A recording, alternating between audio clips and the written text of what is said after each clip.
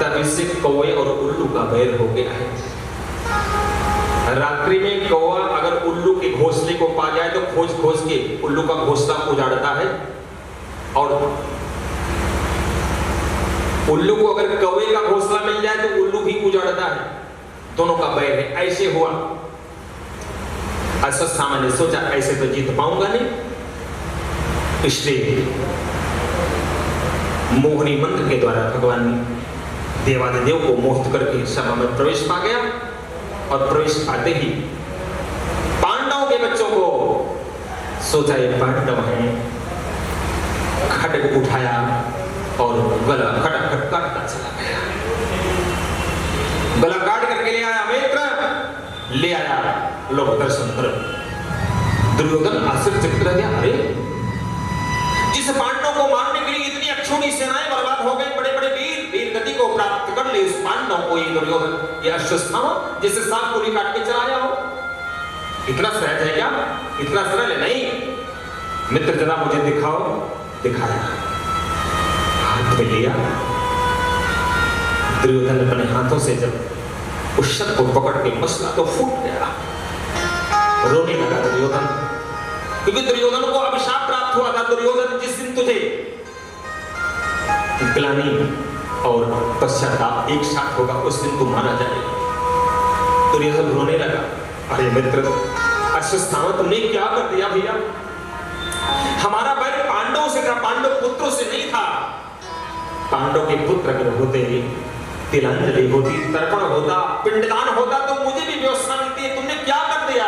मेरा सर्वनाश कर दिया। रोने लगा और दुर्योधन मारा गया। इस प्रकार कहते हैं अश्वत्थामा इतने में शांत नहीं हुआ। इतना सब होने के बाद पांडवों ने संकल्प लिया, देवी क्या हुआ? द्रौपदी ने कहा, मुझे समझ में नहीं आ रहा है, मैंने किसका क्या बुरा कर दिया? अरे सोते हुए पशु पक्षी को भी कोई नहीं मारता। मत्तम प्रमत्तम प्रसुप्तम, वो पागल को भी कोई खाते हुए नहीं मारता, सोते हुए नहीं मारता। मेरे जो सोते हुए बच्चों को नहीं क्या बिगाड़ा था किसी का? अर्जुन ने कहा, देवी मैं अर्जुन संकल्प लेता हूं, तुम्हारे पुत्रों को मारने वाले को, उस पापी को जब तक तुम्हारे कदमों में नहीं डाल दूंगा, उसके खून से तुम्हें स्नान कराऊंगा, तब अपने बाल को धोना। इस बाल को छोड़ दो, इस बाल को बांधना मत, अपनी चोटी मत कोथना देवी। ऐसा संकल्प लिया और द्वारिकाधीश से कहा, द्वारिकाधीश चलो ढूंढते हैं कहां गया वो पापी, कौन किसने ऐसा किया?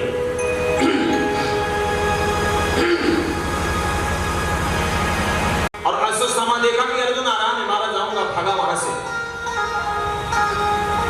भगवान रथ से पीछा किए और अश्वत्थामा ने वहां ब्रह्मास्त्र चला दिया।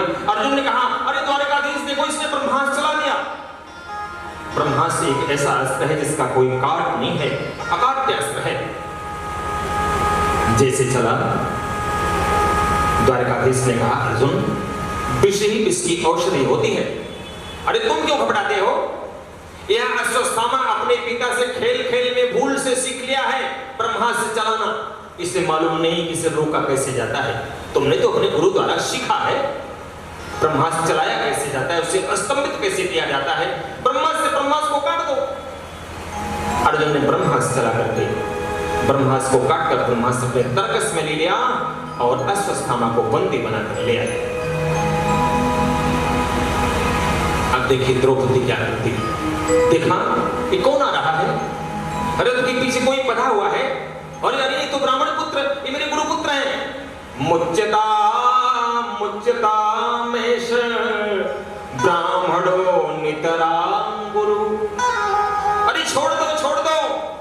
द्रौपदी दया की देवी है, इसलिए द्वारिकाधीश ने अपनी सखी कहा है। जिसे द्वारिकाधीश अपनी सखी बनाई, विचार कीजिएगा, उसके पास दया नहीं होगी। कहने लगी द्रौपदी, नहीं नहीं छोड़ दो इसे। अरे देवी आप क्या कह रही हैं? इसने हमारे सोते हुए 5 पुत्रों को मारा है, एक पापी है, इसे मार देना चाहिए। नहीं नहीं मत मारो। क्यों? कि मेरे 5 पुत्र मर गए, इसके मारने के बाद क्या मेरे पुत्र वापस आ जाएंगे? नहीं। तो इसे क्यों मारो, छोड़ दो। और दूसरी बात, आपका गुरु पुत्र है, गुरु का बेटा गुरु के समान होता है, इसलिए आपके पिता द्वारा आपने सारी विद्याएं प्राप्त करी हैं, ऐसे आपको अपमान करना ठीक नहीं है। मुझसे कोई पूछेगा तो राय दे दूंगा। आपस में विचार करते हैं, कोई नहीं बोला, इनका चेला बोल पड़ा, कौन? अर्जुन।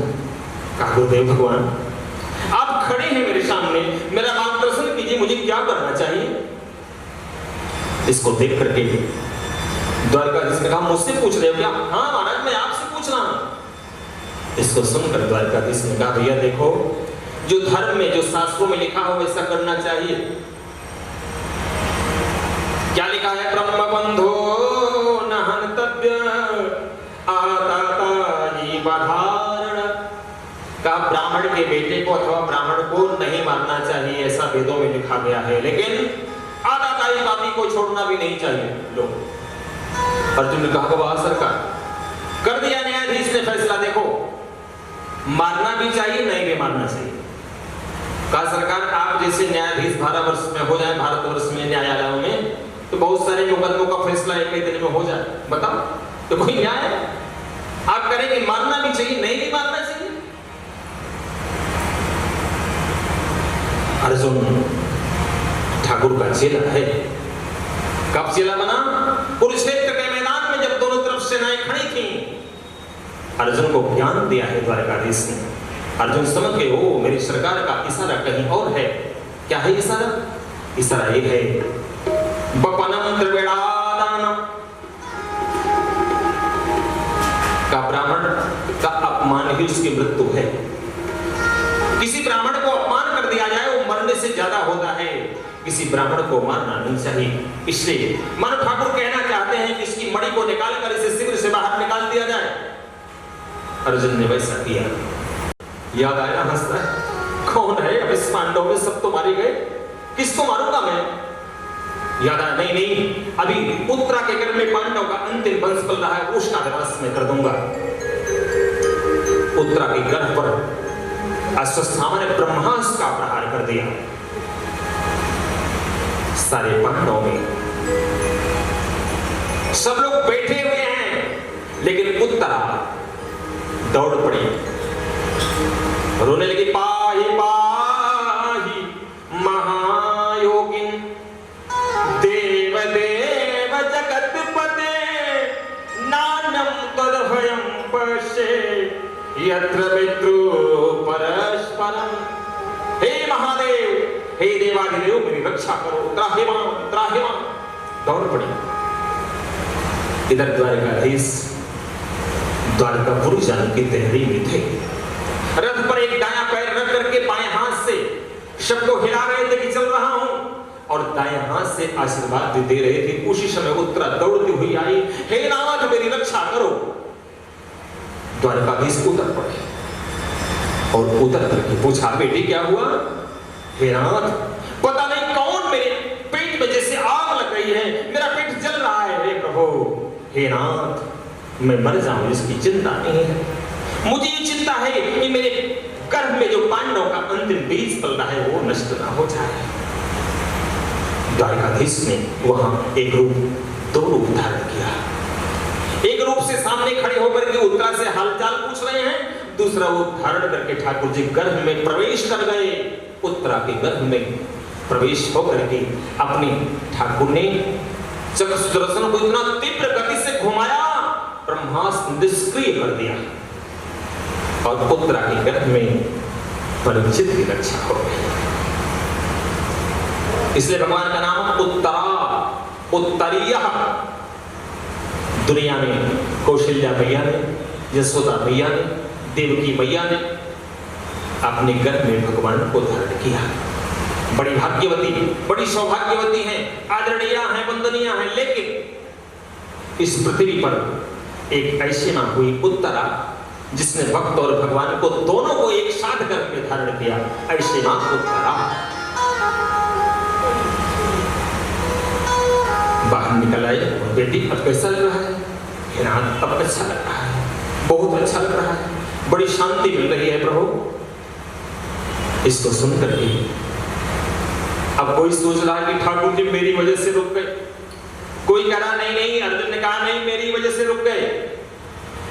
और यहाँ एक और घटना घट गई। क्या घटी? कुंती मैया आज अपने हृदय के उद्गार को प्रकट करने लगी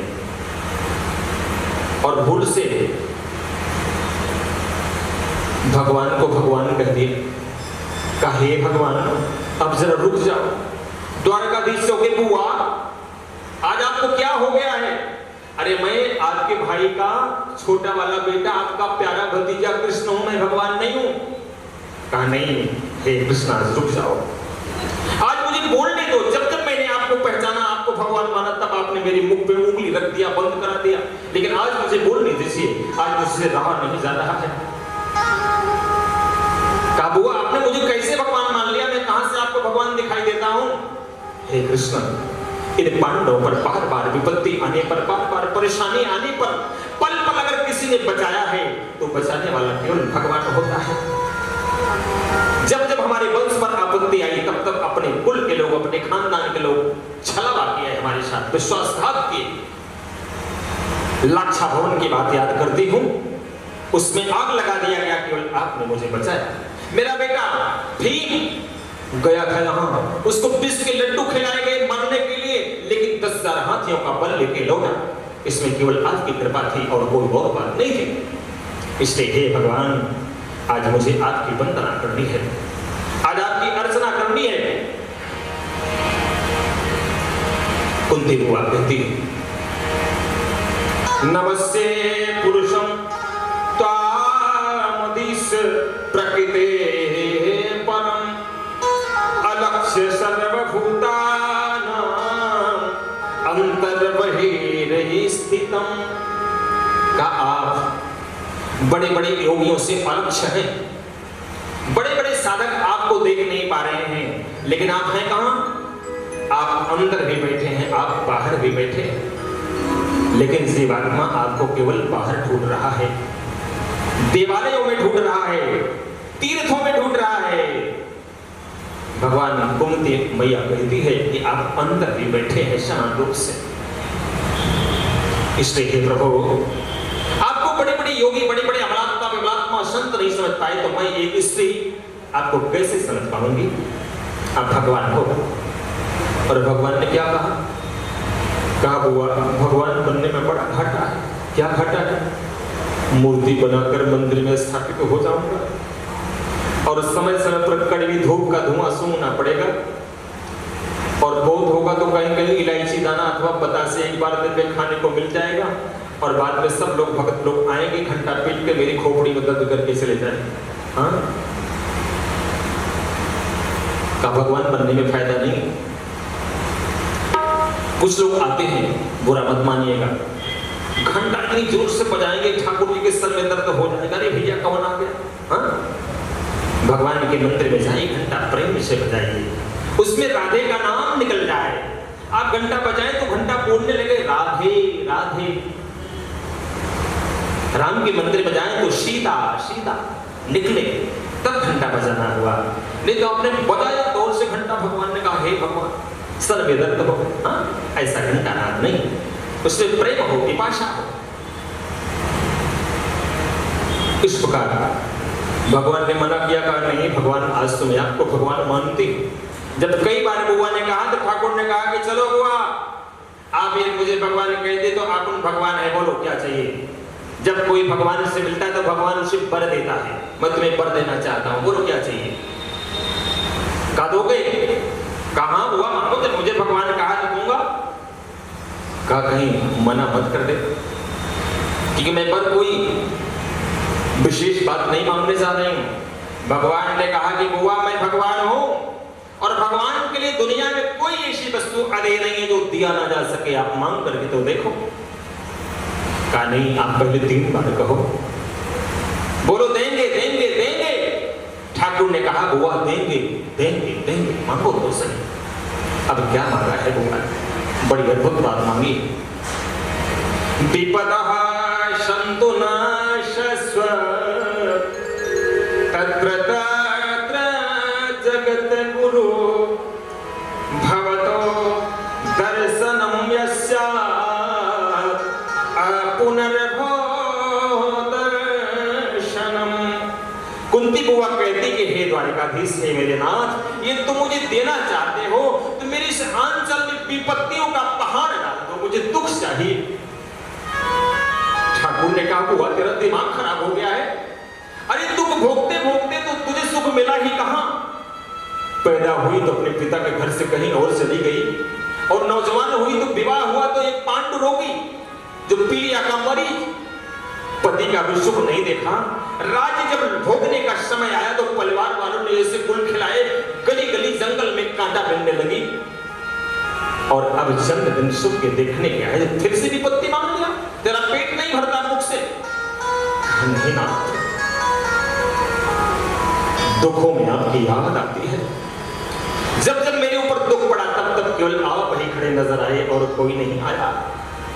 वास्तव में बंधुओं, मातृशक्तियों, जब कोई आपत्ति आती है ना, हम अपने आंखों में आंसू भर के जब ठाकुर की प्रार्थना करते हैं, ऐसा लगता है कि भगवान यहां है, और भगवान प्रकट हो जाता है, भगवान दिखाई देने लग जाता है। लेकिन जब भाव ना हो तो भगवान दिखाई देता है नहीं। इस प्रकार कुंती ने भगवान से कहा, भगवान ने कहा नहीं हुआ, अब मैं आपको दुख नहीं दे सकता, मैंने बहुत दुख देख लिया आपको दे करके, अब नहीं, अब तुम्हें दुख नहीं चाहिए। सुभद्रा सोच रही कि मेरा भैया इसलिए रुक गया, द्रौपदी सोच रहे नहीं नहीं मेरे सखा है इसलिए रुक गए, अर्जुन ने कहा कि नहीं मेरे चेला मेरे गुरुदेव है इसलिए रुक गए, युधिष्ठिर ने कहा कि नहीं मेरा छोटा अनुज है इसलिए रुक गया, भगवान ने कहा कि नहीं मैं तो किसी और के लिए रुक गया हूं। किसके लिए? पितामह मेरी प्रतीक्षा कर रहा है। 6 महीने बाणों पे लेट करके एक एक बूंद निकल गई है, श्री कृष्ण श्री कृष्ण श्री कृष्ण रट रहा है कि द्वारिकाधीश कब आएगा, कब उसे देख करके मैं अपना शरीर छोड़ना चाहूंगा, जब तक वो नहीं आएगा तब तक मैं इस शरीर को नहीं छोड़ूंगा। ऐसा सोच करके भगवान ने कहा, और दूसरी बात, जैसे अर्जुन को मोह प्राप्त हुआ था वैसा ही मोह धर्मराज युधिष्ठिर को प्राप्त हो, रोने लगे, हे द्वारिकाधीश इस भूमि के टुकड़े के लिए पता नहीं कितनी नारियों को मैंने विधवा कर दिया, ये नारियां जो वैधव्य को प्राप्त कर गई इनका पाप कौन भोगेगा? क्या होगा इस जमीन के टुकड़े का, क्या करना था, क्या जरूरत थी इसको लेने के लिए? जब रोने लगे और कहते हैं किसी की बात समझ में तब आती है कोई जब किसी को बड़ा मानता है, श्रेष्ठ मानता है, नहीं तो उसकी बात समझ में आती नहीं, अरे महाराज वही जिसको मैं जानता हूँ, तो बात समझ में तब आएगी जब आप किसी के प्रति श्रद्धा व्यक्त करेंगे, श्रद्धा का भाव रखेंगे। ठाकुर जी लेके पहुंच गए कहां? कुरुक्षेत्र के मैदान में। अर्जुन भी साथ में है, द्रौपदी भी है साथ में, पहुंच गए, और वीर वीर को प्रणाम कैसे करता है? अर्जुन ने प्रणाम किया, पितामह के चरणों में एक बाण का संधान किया, उसी बाण से कई बाण धड़ाधड़ निकलने लगे और जाकर के पितामह के पैरों में खड़े हो गए और कहा अर्जुन ने, पितामह मैं अर्जुन आपके चरणों में प्रणाम करता, वश्य विजयी भव, आशीर्वाद दिया। कहा पुत्र मुझे प्यास लगी है, जल पिलाओ। ऐसा जल नहीं। अर्जुन ने बाण का संधान किया, पाताल गंगा वेद करके निकली और निकलकर उसकी धारा पितामह के मुख में पड़ने लगी। बस सौभाग्य मस्तु आशीर्वाद दिया। आगे द्वारिकाधीश को देखा, पितामह ने कहा अर्जुन इन्हें पहचान रहे हो कौन है? कहा हाँ दादाजी इन्हें कौन नहीं जानता, ये वासुदेव कृष्ण है, हमारे मामा के लड़के हैं, हमारे सखा हैं, हमारे मित्र हैं, हमारे गुरुदेव हैं। अर्जुन कि तुम्हारे क्या क्या लगते हैं? कहा इनको जो बनाना चाहो वो बन जाते हैं, ये हमारे खासम खास भी हैं। इसको सुन करके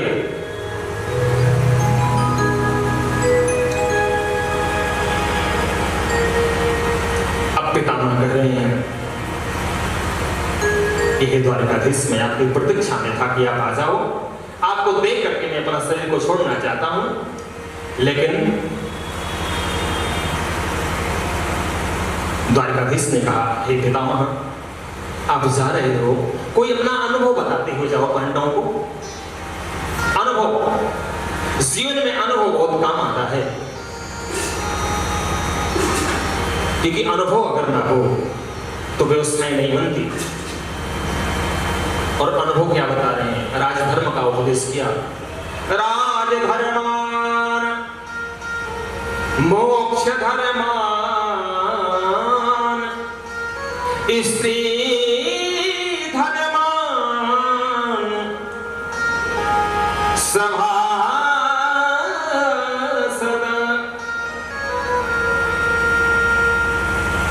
राजा को राज्य कैसे करना चाहिए, उसकी नीतियां कैसे हो, प्रजा पे कर लगा करके केवल कर वसूल करना ही राजा का धर्म नहीं है, उसका संरक्षण कैसे हो, सारी व्यवस्थाएं होती चाहिए। और साथ साथ ये भी कहा स्त्री का धर्म क्या है। जैसे ही राजधर्म का उपदेश कर रहे थे, द्रौपदी अम्बा के मुख से मुस्कुराहट निकली। उस हास्य में एक चुगली थी, उस हास्य में एक शिकायत थी।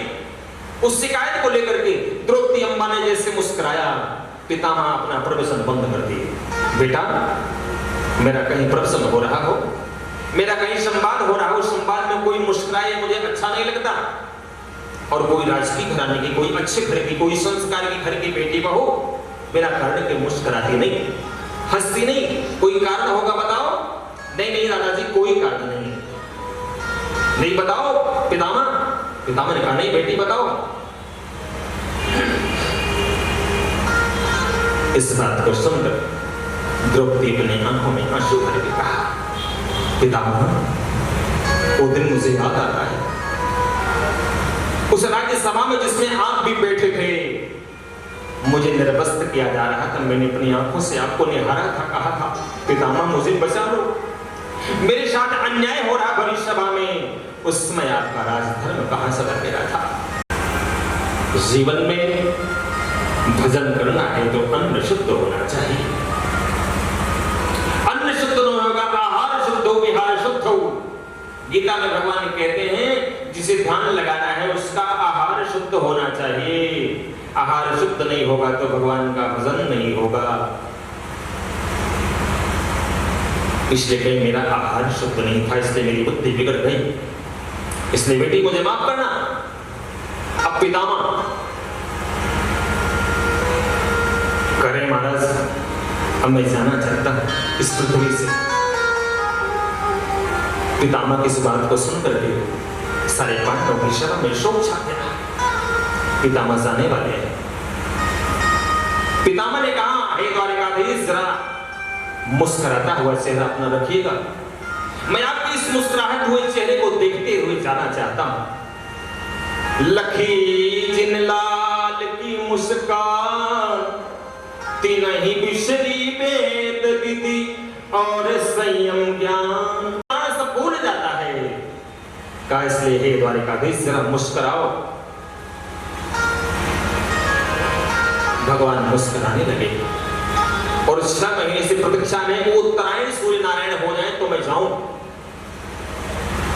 सूर्य 6 महीने उत्तरायण, 6 महीने दक्षिणायन। दक्षिणायन सूर्य जब रहते हैं, कोई यहां से जाता है तो उसको भगवान के दरवाजे बंद मिलते हैं, प्रतीक्षा करनी पड़ती है।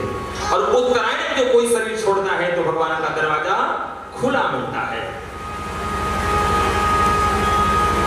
पितामह प्रार्थना कर रहे हैं। पितामह कहते हैं कि यहां से हम सब लोगों को कैसे जाना चाहिए।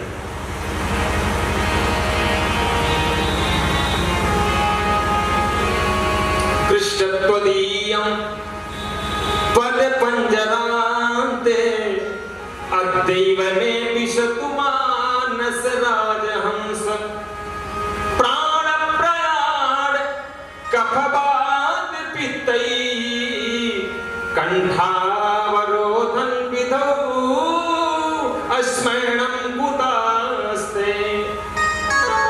कहते हे गोविंद, मेरा मानस रूपी राजहंस आपके शरण में लगा रहे।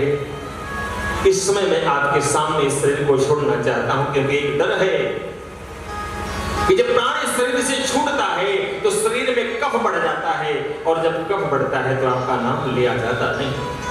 इसलिए हे नाथ, ऐसी कृपा करो कि मैं आपका नाम लेता रहूं। ये मेरा हंस रूपी जो मन है आपके शरण में लगा रहे। लेकिन एक निवेदन है। क्या है निवेदन आपका? कब मेरी बुद्धि आप स्वीकार कर लो, क्योंकि बुद्धि बार बार भटकाती है जीवात्मा को। यही बुद्धि खतरनाक यही है शरीर में। कैसको आप ले लीजिए और कहा है मेरी बुद्धि रूपी बेटी से अपना विवाह कर लो। इसको समर्पित करके पितामह ने बड़ी अच्छी बात कही है।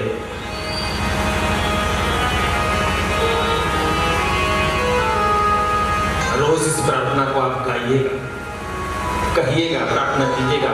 इतना तो करना स्वामी, इतना तो करना स्वामी, जब प्राण तन से निकले।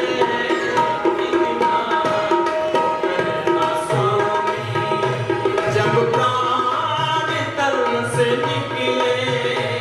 गोविंद नाम लेके जब प्राण तन से निकले। इतना तो करना स्वामी।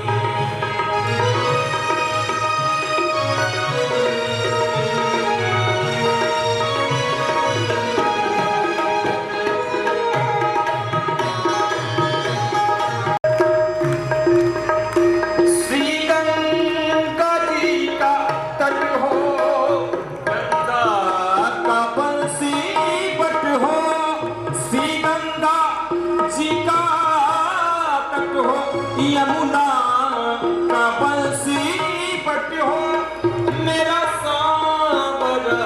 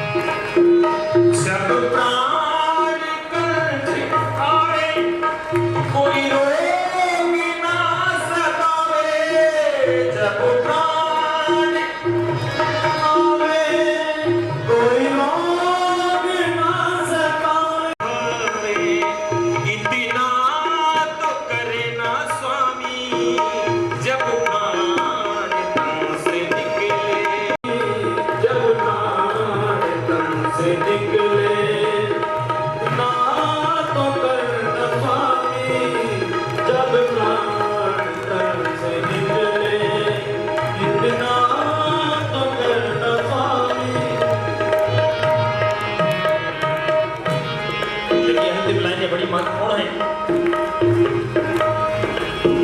सुखी हो वे नहीं तन की तैयारी हो गमन की।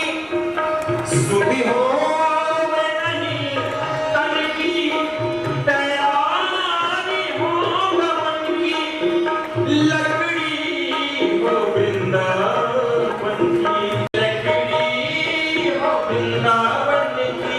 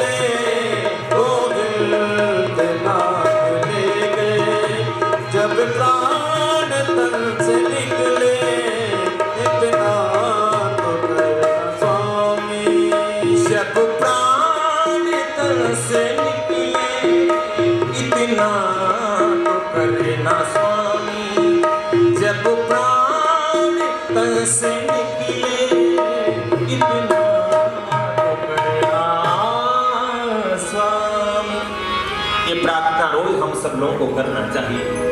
आखिर शरीर तो एक न एक दिन छूट जाएगा ना, तो अगर शरीर छूटे कोई बात नहीं, लेकिन इस शरीर के छूटने के लिए एक शर्त है कि प्रभु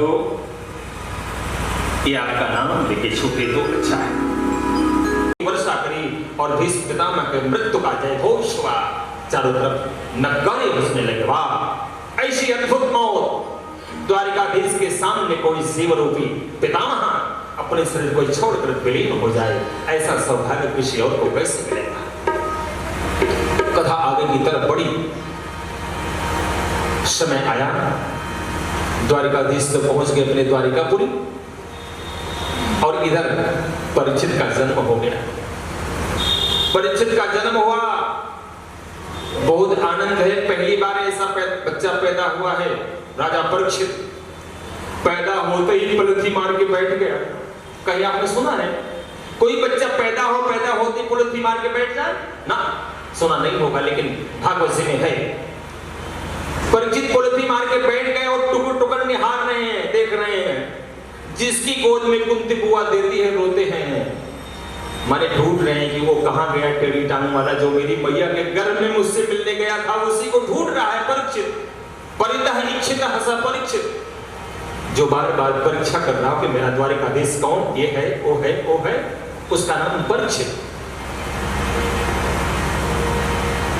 और ठाकुर को पता लगी, और द्वारिकाधीश छूछक लेके आ रहे हैं। ब्रज की भाषा में छूछक किसे कहते हैं? उपहार। मायके से आता है तो द्वारिकाधीश कुंती बुआ के भतीजे हैं, वहां से कुर्ता टोपी लेके चले हैं द्वारिकाधीश परीक्षित को देने के लिए। आ गए, और आते ही कुंती बुआ ने परीक्षित को द्वारिकाधीश के गोद में दे दिया। द्वारिकाधीश के गोद में आते परीक्षित चुप हो गया और टुकड़ टुकड़ निहारने लगा। कहा यही था जो मेरी मैया के घर में मुझसे मिलने गया था, आज फिर से मिल रहा हूं। शांत हो गया, परीक्षित आनंद मग्न हो गए। समय आया गया बीता, धीरे धीरे समय बढ़ने लगा, परीक्षित बड़े होने लगे, और पांडवों ने अब देखा कि कलयुग का प्रवेश हो रहा है भारतवर्ष में। और पांडवों ने कहा कि हम सब लोग कलयुग में नहीं रहेंगे। एक घटना घटी, पांडव लोग सुबह सुबह विहार करने गए थे प्रभात काल में, और विहार करते हुए देखा कोई एक पथिक है। वह पथिक सोने के आभूषणों को, स्वर्ण सामग्रियों को देखकर, अरे भैया स्वर्ण देखकर कहीं किसी की नीयत न खराब हो जाए, इसलिए इसको मिट्टी से ढक दिया जाए। पांडव ने कहा ना ना ना भैया, अभी कलयुग नहीं आया, सोने पे मिट्टी डाली जा रही, इसका मतलब अभी कलयुग नहीं, अभी तो सतयुग है। द्वापर हो सकता है, त्रेता हो सकता है, लेकिन कलयुग पक्की बात नहीं है। और दूसरे दिन वही मिट्टी डालने वाला मिट्टी खोद करके उस आभूषणों को चुरा के अपने घर ले जा रहा था। पांडव ने कहा भैया सावधान, अब तो कलयुग आ गया। पांडव ने मंत्री के द्वारा परीक्षित को राज्य की गद्दी पर अभिषिक्त करके पांडवों ने स्वर्गारोहण किया। पांडव चले गए, राजा परीक्षित धीरे धीरे बड़े होने लगे। और ऐसे राजा हैं, राजा परीक्षित अपनी कुर्सी पर बैठकर कुर्सी नहीं तोड़ते। राजा परीक्षित वेश बदल बदल करके अपने देश की हालचाल लेते हैं, व्यापारी कैसा है, धर्म कैसा चल रहा है, कहीं चोरी तो नहीं हो रही है, कोई अराजकता तो नहीं फैल रही है, ढूंढते हैं गली गली में वेश बदल करके। और इनकी शासन की व्यवस्था ऐसी चुस्त दुरुस्त है, कहीं कोई परेशानी नहीं। और एक परीक्षित आश्रमों में जाकर के दान करना, आश्रम जो चल रहे वहां आध्यात्मिक विद्याओं की पुष्टि के लिए राजा परीक्षित अपना सहयोगिता प्रदान करते थे। इसलिए ऐसा करते हुए बहुत समय बीत गया। एक दिन राजा ने देखा, क्या देखा? एक काला कलूटा आदमी, लंबा तगड़ा, राजा का वेश बनाए हुए, मुकुट धारण किए हुए, हाथ में दंड लिए हुए, एक गाय बैल के जोड़े को निरापराध पीड़ता चला जा रहा है। राजा परीक्षित की आंखें लाल हो गई, मेरे सामने गोवंश की हत्या कोई कर रहा हो, गाय का अपमान कर रहा हो, मुझे बर्दाश्त नहीं करना चाहिए। परीक्षित ने कहा, ओ दुष्ट, क्यों मार रहा है निरापराध गाय बैल के जोड़ों को? उस काला पुरुष ने सोचा कि कोई बात नहीं, एक बार और मारा। तुरंत महाराज परीक्षित परीक्षित ने अपने बाण को लगाया। अरे दुष्टात्मन, खड़े हो जा, जानता नहीं मैं पांडव वंश परीक्षित अभिजीत हूं। जब तक परीक्षित इस पृथ्वी पर है तब तक धर्म का कोई बाल विवाह नहीं कर सकता। ऐसा जब कहा कांप गया और वह कलयुग दौड़ करके महाराज परीक्षित के चरणों में मत्था टेक दिया। महाराज आपकी जय हो। कौन है तुम? महाराज मैं कलयुग। कलयुग तेरी हिम्मत कैसी मेरे राज्य की सीमा में निकल जाए यहाँ से। भारतवर्ष की भूमि में तेरा कोई काम नहीं, निकल यहाँ से। कलयुग रोने लगा। महाराज कहाँ जाऊं? आखिर बताओ, सतयुग आया आपने नहीं रोका, द्वापर आया आपने नहीं रोका, त्रेता आया आपने नहीं रोका, मैं कलयुग हूं, मुझे भी आना है, आखिर मैं कहां जाऊं? एक काम करो महाराज, क्या मेरे लिए एक आध दो कमरा दे दो, मैं उसी में रहूंगा, कहीं इधर उधर नहीं जाऊंगा। कहा अब तुमने बात सही कही। कलयुग को महाराज परीक्षित ने कुछ कमरे दिए। उन कमरों के नाम क्या है? द्योतम, पानम, स्त्रियः, शूना, 4 कमरा दे दिए। द्योतम माने ताश का पत्ता, जुआ, सट्टा, पैसे वाला सट्टा, बर्तन वाला सट्टा, मकान वाला सट्टा, हाँ? सट्टा, जुआ, पैसा। द्योतम, पानम, मद्यपानम। शराब अगर कोई जिसके घर में पिया जाता हो तो पक्की बात, चाहे कितनी ठाकुर की आरती गाओ, उसके घर में कलयुग बैठा है। मद्यपानम। स्त्रियः, स्त्रियां माने व्यभिचारिणी स्त्री, जो अपने शरीर के द्वारा अपने धन का यजन करती है, ऐसी स्त्री में भी कलयुग रहता है। शूना, कत्ल खाने जहां होते हो, जहां गोवंश कटता हो, इन 4 जगह कलयुग रहता है। कलयुग कहा कि सरकार जैसा हमारा मुख देखा वैसा हमको दे दिया आपने कमरा, काला काला सा खराब सा मुख, और अपने 4 कमरा हमको खराब खराब सा दे दिया। अरे कोई रिश्तेदार आएगा, कोई मेरा जानने वाला आएगा तो कहां रुकाऊंगा उसे? एक आध कमरा तो ठीक ठाक दे देते।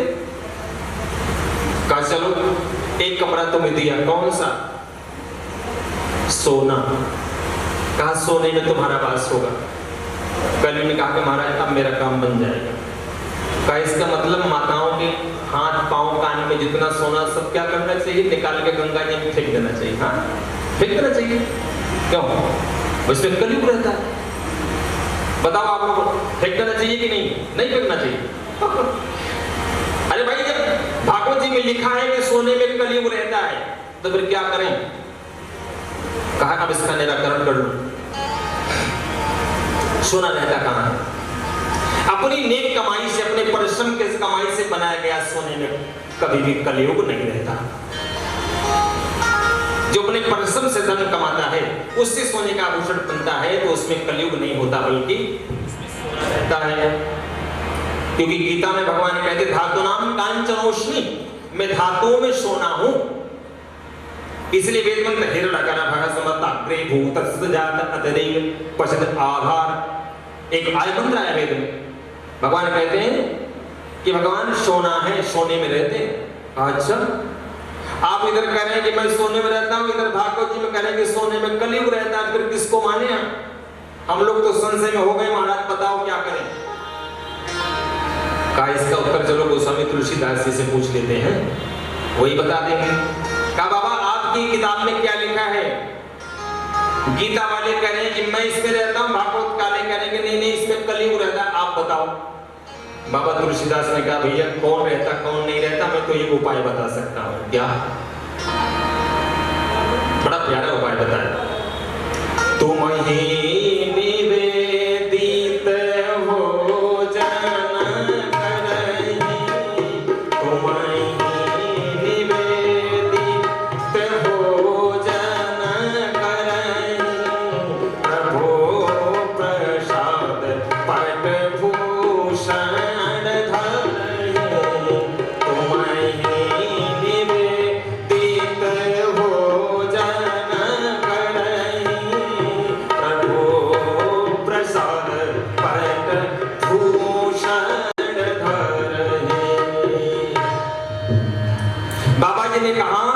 कि जो भी वस्त्र ले आना, अन्न ले आना, आभूषण ले आना, अब अपने ठाकुर जी को चढ़ा करके प्रसाद मान करके धारण कर लेना, तो उसमें कलयुग नहीं रहेगा, पक्की बात है। उसमें कौन रहेगा?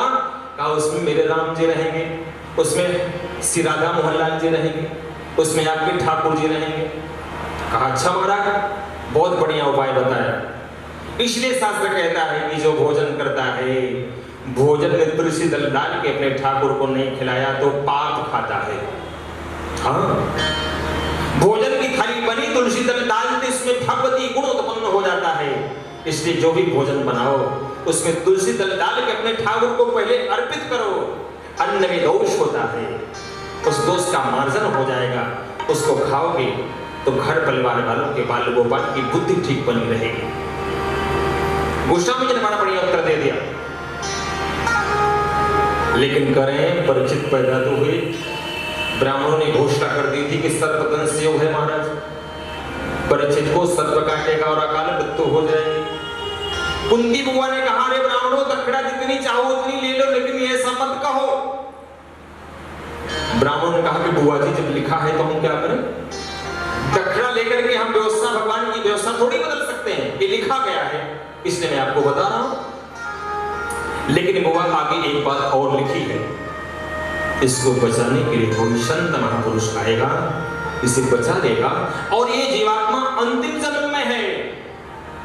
राजा परीक्षित का अंतिम जन्म फिर से परीक्षित का जन्म होने वाला है, परीक्षित भगवान में मिलने वाला है।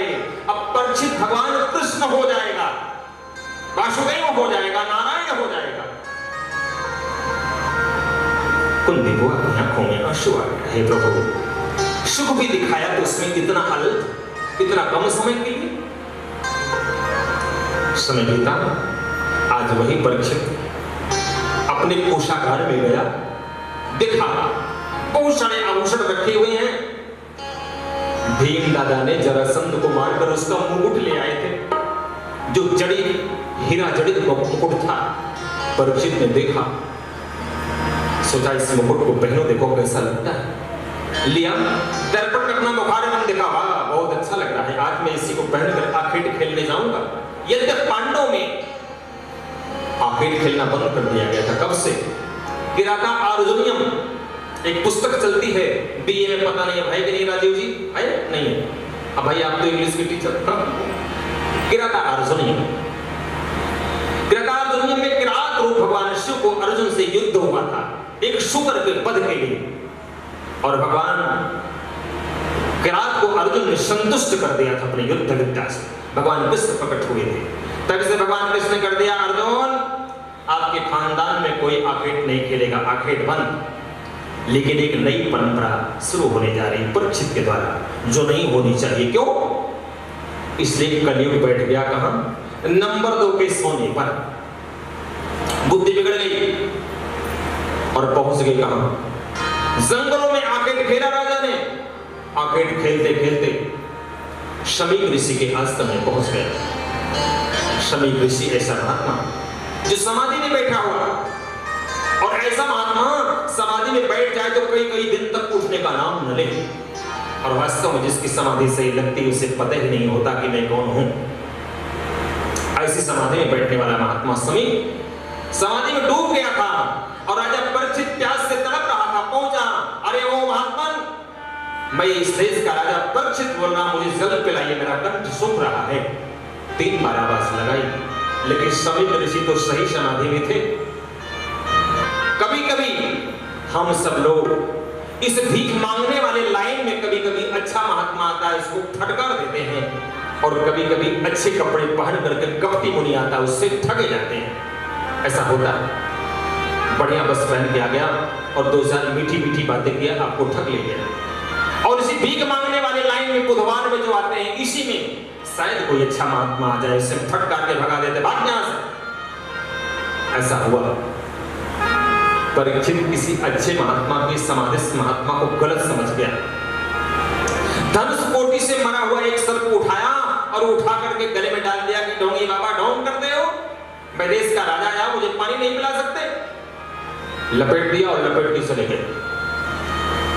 शमीक ऋषि का पुत्र श्रृंगी ऋषि बालकों के साथ खेल रहा था। बताया, अरे श्रृंगी भैया, तेरे पिता के गले में राजा परीक्षित मरा हुआ सर्प लपेट के सर गया। पहले तो रोया, श्रृंगी बहुत रोया जोर जोर से। अरे भैया, राजा परीक्षित तो धार्मिक राजा है, उस राजा ने ऐसा अपराध क्यों कर दिया? मेरे पिता ने गलती क्या करी थी? मेरा पिता भजन ही तो कर रहा था। इसको सुन करके आया, बहुत देर तक रोता रहा जोर जोर से। नदी में प्रवेश किया और जल लिया।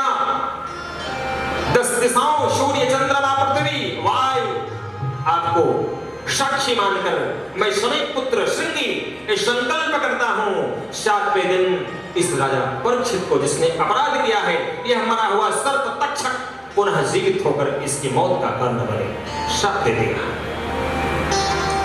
और आकर पिता के सामने रोने लगा जोर जोर से। पिता की समाधि भंग हुई जगे। हरि पुत्र रो क्यों रहा है? पिताश्री वो तो पता ही नहीं पाया, मित्रों ने बताया कि महाराज आपके साथ ऐसा हुआ। शमी ऋषि पश्चाताप करा, बेटा तूने क्या कर दिया? अब ऐसा राजा भारतवर्ष को मिलने वाला नहीं है। सारे राजा जितने होंगे वो धर्म निरपेक्ष होंगे। धर्म में जिसकी जो मनमानी करो, कोई राजा बोलने वाला नहीं होगा आगे। राजा परीक्षित ऐसा था, धर्म की रक्षा के लिए युद्ध करने को तैयार होता था। अब ऐसा राजा भारतवर्ष को मिलने वाला नहीं है। तूने बहुत बड़ा अपराध कर दिया पुत्र, इसकी भरपाई भारतवर्ष बहुत दिन तक करता रहेगा। इस अपराध का पश्चाताप नहीं है। सभी ऋषि ने ऋषि बालकों को भेजा, जाओ महाराज परीक्षित को सूचित करो, उनको श्राप लग गया है, 7 दिन में मरने का श्राप, उनको बचने का जो उपाय करना हो कर लो। ऋषि कुमार गए, जाकर के राजा परीक्षित को प्रणाम किया। राजन प्रणाम। खड़े हुए महाराज, कैसे आना हुआ? राजन, मैं समीप ऋषि के आश्रम से आ रहा हूं। आप उस दिन गए, हमारे ऋषि को गले में मरा हुआ सर्प लपेट आए। उनके पुत्र श्रृंगी ऋषि ने क्रोधित होकर आपको श्राप दिया है 7 दिन में मरने का। राजा परीक्षित ने कहा, ऋषि कुमार, आपके ऋषि कुमार ने मुझे श्राप देकर। ऋषि कुमार कांपने लगे, लगता है राजा कोई सजा करेगा। बहुत कम गलती करी है। आपके ऋषि कुमार को ऐसा श्राप देना चाहिए था, मुझे परीक्षित को तक्षण मौत आ जाती तो अच्छा था। मैं पांडवों का वंशधर, जिस पांडव ने अपने जीवन में गोरक्षण, ब्राह्मण रक्षण, संत रक्षण में लिए अपने प्राणों की आहुति लगाई है, ऐसे वंश का मैं परीक्षित कलंकित कर दिया अपने कुल को। मुझे मर जाना चाहिए। ऐसा निवेदन किया और निवेदन करने के बाद राजा परीक्षित ने अपने राज्य की सत्ता, सुंदर स्त्रियां, राजकुमारियां, धन वैभव सब छोड़ करके चल पड़े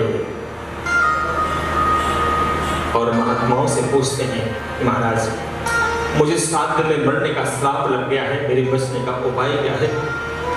कोई कह रहा भैया शवाला महामृत्युंजय हो तो इसमें भी 15 दिन लगेंगे, दुर्गा सप्तमी का अनुष्ठान हो तो उसमें भी 9 दिन लगेगा, किसी प्रकार का कर्मकांड अगर होगा तो उसमें 7 दिन का समय तो बचता नहीं। इससे क्या किया जाए?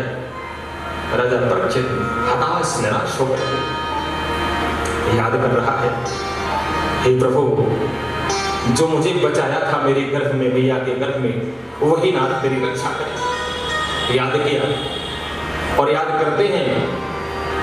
भगवान कहते हैं कि जैसे कोई भक्त मुझे अपने हृदय से याद करता है तो वहां उसकी याद करते हैं, खोलने के बाद में प्रकट हो जाया करता हूं। तत्रा भवत भगवान व्यास पुत्र, वही भगवान व्यास पुत्र सुखदेव बन के प्रकट हो गए। कहां? शुक तीर्थ में। शुक तीर्थ कहां है? मुजफ्फरनगर शुकता प्रकट हो गए। और जब ऋषियों को पता लगा राजा परीक्षित को श्राप लगा है, उनके श्राप को मुक्त करने के लिए महाराज सुखदेव स्वामी आ रहे हैं, सारे महात्माओं की भीड़ लग गई। वाम, अत्रि, वेदांती, बड़े बड़े महात्मा वहां पहुंच गए, व्यास, पाराशर, भीड़ लगी हुई है।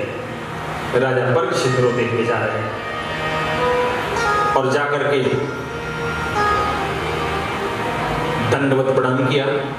और राजा परीक्षित जैसे वहां महात्माओं की टोली देखी, उसने कहा, महाराज मेरी मौत है कि मेरा मोक्ष है। अरे ऐसे से महात्माओं का दर्शन, जिसका दर्शन अमोघ है, बताओ, अत्रि ऋषि को कोई देख सकता है? वशिष्ठ को कोई देख सकता है? पराशर को कोई देख सकता है? नहीं। शक्ति ऋषि को देख सकता है? ये मेरा परम सौभाग्य है। ऐसे सिद्ध कोटि के महात्माओं का मुझे दर्शन प्राप्त हो रहा है। इस श्राप नहीं, बल्कि ऋषि भगवान ने मुझे वरदान दे दिया। प्रसन्न हो गया राजा और जाकर के सुखदेव स्वामी के शरण में मत्था टेक दिया। मत्था टेककर तुरंत प्रश्न कर दिया, ब्रीहमाणस्य किम कर्तव्यम। महाराज, जो 7 दिन में मरने वाला हो उसका परम कर्तव्य क्या है? सुखदेव स्वामी ने कहा कि राजन, कोई तुम्हारे यहां अतिथि आवे, उसको जल भी न पिलाओ और ये भी न कहो कि बैठ जाओ और सीधा प्रश्न कर दो कि महाराज आप क्यों आए, कैसे आए, कहां आए। वो प्रसन्न हो जाएगा। कहा परिचित तुमने ऐसे किया? कहा महाराज एक डर है। क्या? आप कहीं भी जाते हैं गोदोहन काल से ज्यादा रुकते नहीं। गाय दोहने में जितना समय लगता है उतने समय आप भिक्षा देही करते हैं, और भिक्षा मिल गई ठीक है, नहीं मिली तो अखंड लक्ष्मी वास होने का आशीर्वाद लेकर के चले जाते हैं। सुखदेव स्वामी को भिक्षा न कोई दे तो नाराज नहीं होते, बल्कि उसके यहाँ लक्ष्मी भेजते हैं, और सही महात्मा का यह लक्षण है। आपके दरवाजे जो कोई महात्मा आए, भिक्षा मांगे, आप उसे न दो तो बदले में आशीर्वाद देता है, हे प्रभु, हे नारायण, मेरी मां लक्ष्मी की कृपा इसके घर में बरसाना, ये दानी बन जाए, ऐसा आशीर्वाद देकर के जाता है।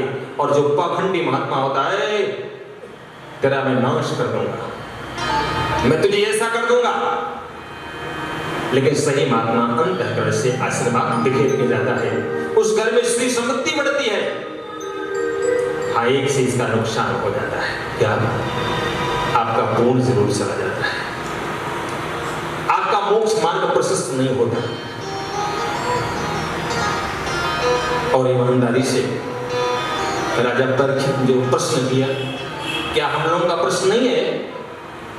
दुनिया में कोई ऐसा ब्राह्मण, साधु, सेठ, श्रीमंत कोई हो बताओ जो 7 दिन के अंदर न मरा हो, अथवा 7 दिन के अंदर न पैदा हुआ हो? हर व्यक्ति 7 दिन में पैदा होता है और 7 दिन में ही मर जाता है, चाहे कोई कितना ही समृद्धवान हो। और 7 दिन कौन से हैं? रवि, सोम, मंगल, बुध, गुरु, शुक्र, शनि, रवि। इसी 7 दिनों में पैदा होना है और इसी 7 दिनों में मर जाना है। ये प्रश्न परीक्षित का नहीं, मानव मात्र का है। कैसे महाराज मेरे प्रश्न का समाधान कीजिए। सुखदेव स्वामी ने कहा कि राजन बैठो, मरने से डरने की जरूरत नहीं है, केवल तू मेरी बात सुन ले ध्यान से। ध्यान से मेरी बात सुन लेगा, मान लेगा तो मैं सत्य कहता हूं, मरने के पहले उस द्वारिकाधीश को उसकी अंगुली तेरे हाथों में न पकड़ा दिया तो मेरा नाम सुखदेव नहीं। लेकिन मेरी बात तुझे माननी पड़ेगी। राजा परीक्षित संतुष्ट हो गया। बताइए, जैसे कोई व्यक्ति बीमार हो और पहुंच जाए किसी डॉक्टर के पास, और डॉक्टर बढ़िया, देखो डॉक्टर की पहचान क्या है? डॉक्टर एक तो देखने में सुंदर होना चाहिए, नंबर 1 बात, और दूसरी बात डॉक्टर का चेहरा मुस्कुराता हुआ होना चाहिए। पहुंचते ही रोगी को अपनी मुस्कान से आधा काम कर दे। और डॉक्टर भी इस पृथ्वी पर क्या कहा जाता है? भगवान का छोटा भाई। और आयुर्वेद में यमराज का छोटा भाई भी लिखा। हाँ, अब कौन सा डॉक्टर क्या बनना चाहता है उसकी मर्जी की बात है। भगवान का छोटा भाई बन जाओ अथवा यमराज का छोटा भाई बन जाओ, मर्जी अपनी है, करे। लेकिन कुशल डॉक्टर जब मुस्कुरा के कहता है किसी को, अरे भाई क्या हुआ? महाराज मेरे दिल में बड़ा दर्द। अरे भाई जी, सैकड़ों रोगियों को मैंने ठीक कर दिया, हमारे पास बड़ी पेटेंट दवा है, रोगी का आधा मर्ज गायब हो जाएगा कि नहीं हो जाएगा? बताओ, विश्वास पड़ेगा? और वही डॉक्टर साहब पर, अरे भाई एंजियोग्राफी कराओ, मामला बहुत गड़बड़ है। लेकिन ऐसा नहीं है। मान लो दिल का दौरा पड़ने वाला है तो करना चाहिए, लेकिन उसको नहीं, उसके गार्जियन को बताइए, उसको आप संतुष्ट करो, मानसिक विचारधाराएं वहां से हटें। ऐसे ही हमारे सुखदेव स्वामी ने कहा, राजन डरने की बात नहीं है, एकदम डरो मत। मैं पक्की बात करता हूं, तुझे मरने के पहले द्वारकाधीश की उंगली तेरे हाथों में न दे दिया तो मेरा नाम सुखदेव नहीं, परीक्षित का खून पड़ गया। वाह गुरुदेव, आप जैसे गुरु की ही तो मुझे जरूरत थी। अब मैं मरूंगा नहीं, अब मैं निश्चित रूप से अपने द्वारकाधीश को पाते में उसकी गोद में चढ़ जाऊंगा।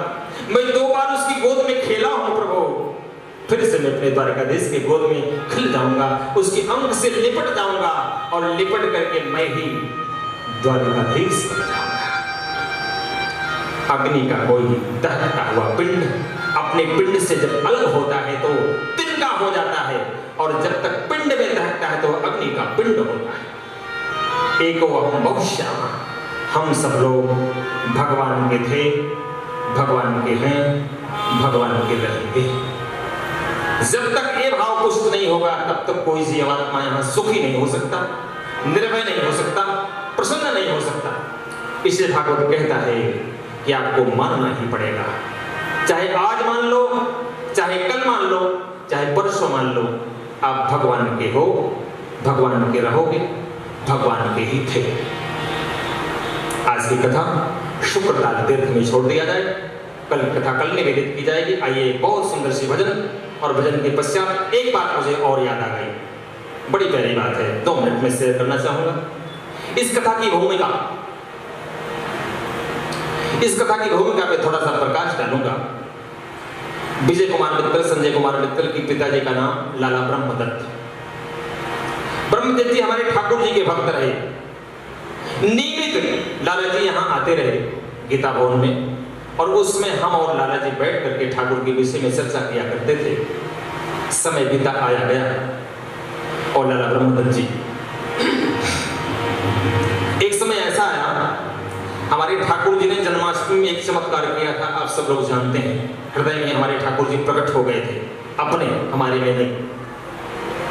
वो चित्रपट हमारे पास था और हमने अपने शिष्यों को दिया है, जो हमारे शिष्य लोग हैं। तो लाला जी ने कहा, पंडित जी वह चित्र आप मुझे दे दीजिए। मैंने चित्रपट दे दिया और लाला जी हरदम उस चित्रपट को अपने हृदय से लगाए हुए घर में रहते थे। मैंने ये भी सुना कि लाला जी का जब प्राण छूटा तो वह चित्रपट लाला जी के हृदय पर विराजमान था, ये बात। और उसी दिन से विजय कुमार मित्तल का आकर्षण गीता भवन की तरफ बढ़ता चला गया। एक दिन के बाद विजय कुमार मित्तल मेरे पास आए और मुझसे कहा कि महाराज मैं दीक्षा लेना चाहता हूं। मैंने कहा, भाई विजय कुमार जी, तुम गणित के मास्टर, दीक्षा लेके क्या करोगे? इन्होंने अपनी बात रखी। हमने कहा, भाई विजय कुमार जी देखो, मंत्र तो मैं आपको दे दूंगा, लेकिन मेरी शर्त है, इतनी माला आपको करनी पड़ेगी।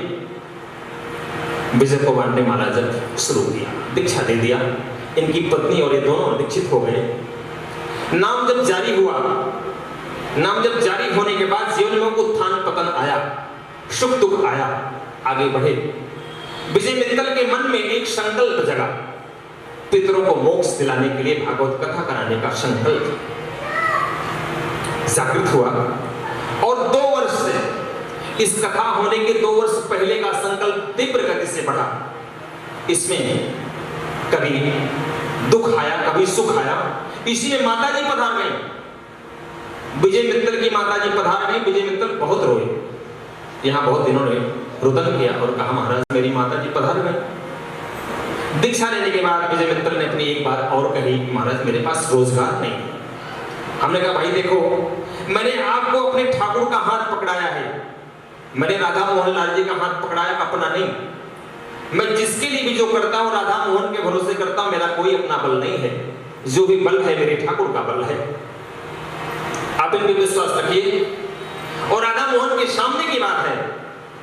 हमने कहा था, विजय कुमार मित्तल आप नाम जप करिए, आपकी नौकरी लगेगी पक्की।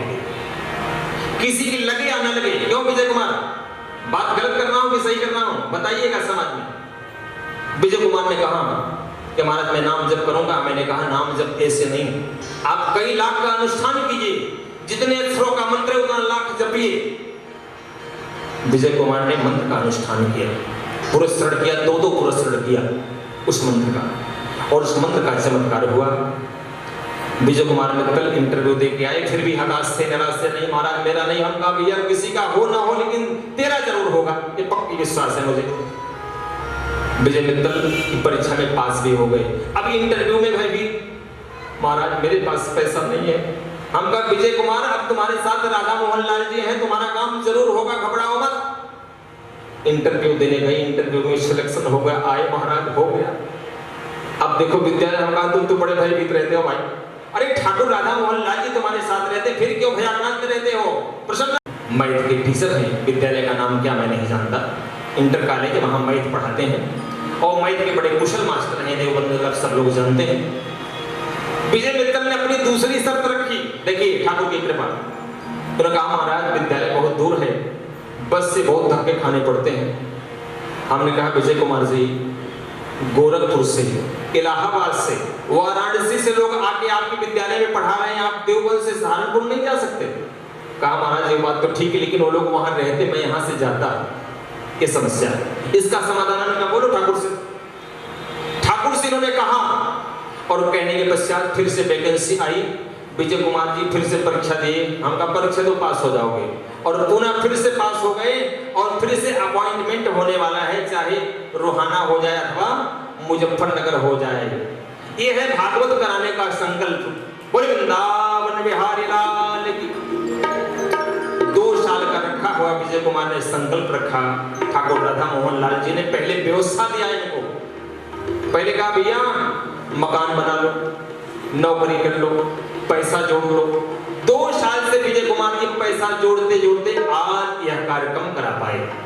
बंधुओं भागवत जी में लिखा है जैसे बेटी के विवाह में पिता एक एक पैसा इकट्ठा करता है, ऐसे ही भागवत कराने का जब मन हो तो एक दिन में भागवत नहीं होता, इसकी तैयारी बहुत दिन से करना चाहिए।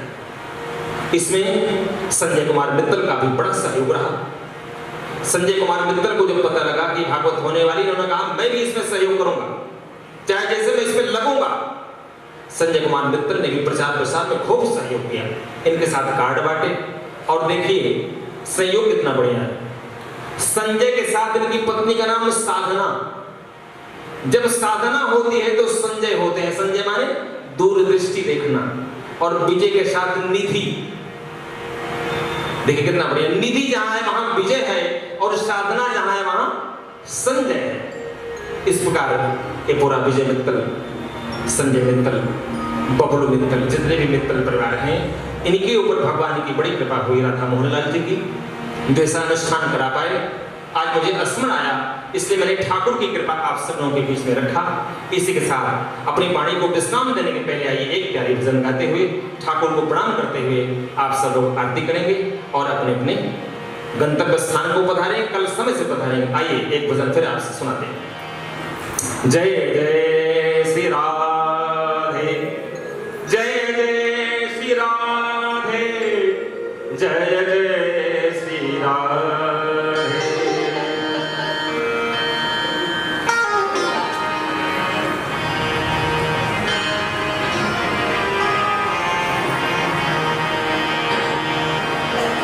तेरी बहकी निगाह में, किसकी? भगवान की। तेरी बहकी निगाह ने, तेरी प्यार ने, तेरे चाह ने मुझे एक दीवाना बना दिया, मुझे एक दीवाना बना दिया, मुझे एक दीवाना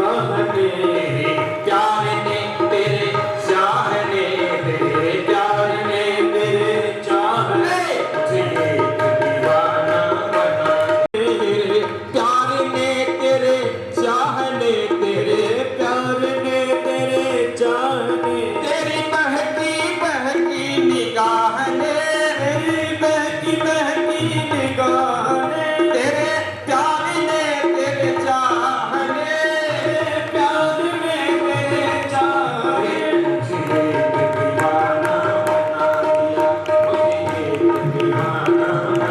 दिया।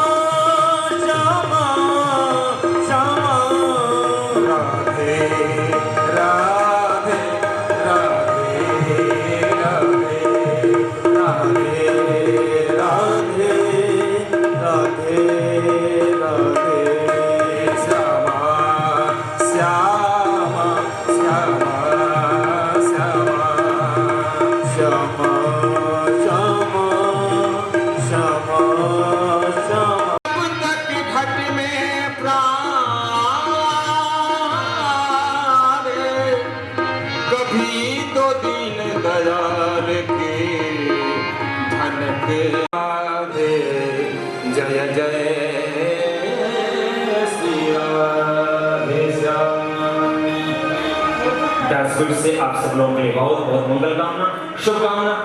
जितने भी श्रोता आए हैं समस्त श्रोताओं के लिए बहुत बहुत मंगल कामना करता हूँ।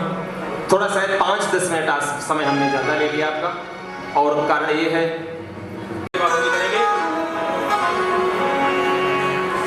आइए प्रेम से भगवान की आरती करते हैं।